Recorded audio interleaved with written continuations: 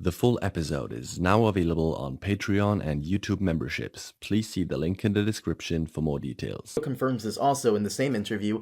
George went to the set of Dunk and Egg, and he put up a whole blog post about how he's very excited, he's very happy with what he's seen. Elio has backed him up on that. From what Facebook group posts and subreddit posts and so on and so forth, and I keep saying videos as well, saying, will Dunk and Egg save the franchise? And I think my question to you is, and I'll pass this off to the audience as well, is does the franchise need saving? It doesn't seem like it. I mean, like, it depends what you define as save.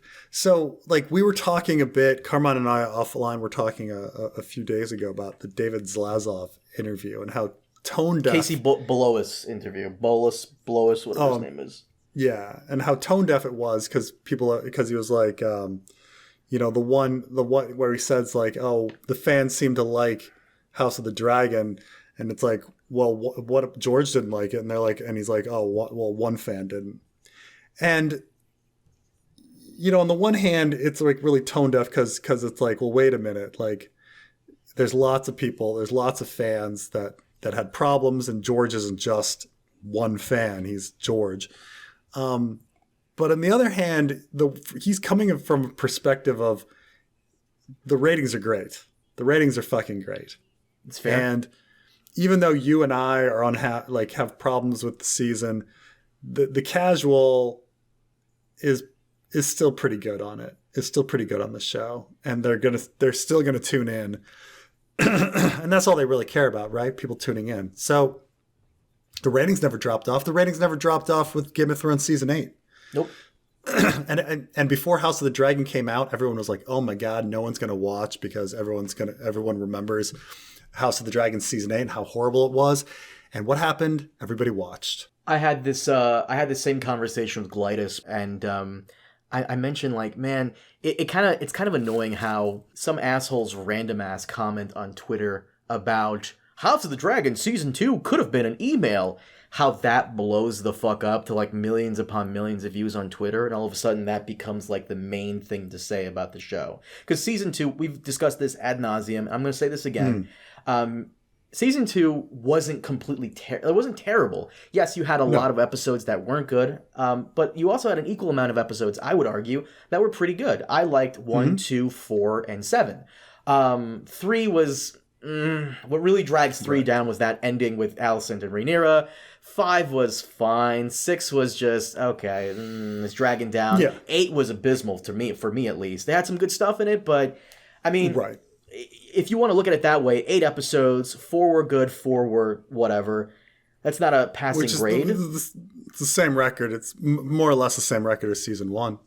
I mean, of Game of Thrones or House of Dragon for House of the Dragon. You think so? I mean, people forget time does stuff to people's memory, but there's a lot of bad in season 1. Let's not forget that. I think people like it because it kind of ended strong, but there was a lot of crap in the middle of season 1.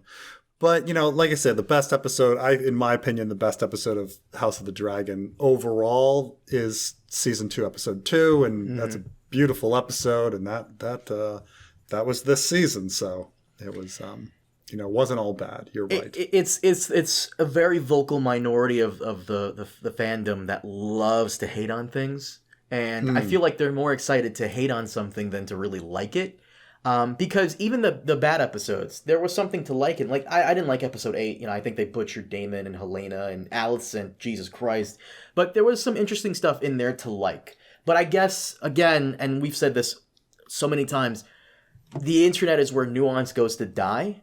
Because when George put out his Toxic Butterflies blog post, he praised episode 2. And even up until he went to the UK...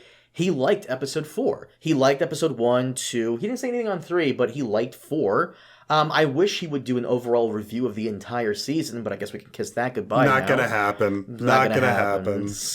Not gonna happen. But George, as far as we know, from what he has said, didn't have any issues other than them, not sticking to the source material. But for the most part, he quite enjoyed what was there. And it's just, I don't know. Do I think the franchise needs saving? No. I don't think like half of the season not being as great as the other half means it's going downhill. So that's just me though. I don't hate everything. I mean, saving the franchise. I mean, House of the Dragon's doing fine. The IP is doing fine. It's I will say though, I don't know about you, but I've seen quite a few shows this year. I would not put House of the Dragon season 2 on my top 5. Yeah, okay. I mean, I see what you're saying. I can name a lot of things that are better than House of the Dragon. I would not put season 2 House of the Dragon on my top 5. Top 10, sure. I haven't seen a lot of shows this year. Know. But... I mean, I know from talking to you that one, you think Penguin is a lot better, and you think Shogun was a lot better. Oh, Shogun! If Shogun's not number 1 or 2 on a lot of people's lists, I mean, come on. You know what? I wouldn't put Penguin on there yet, mostly because it's not done, and a lot can go wrong. We're at the halfway point now. A lot can go wrong with 4 more episodes left on the burner, so we'll see what happens. But for the most part, like, House of the Dragon doesn't make my top 3 or top 5. Season 2, and as much as I liked episode 2, and I think it's one of the best episodes of the year, you can't carry the entire season with just 1 or 2 episodes.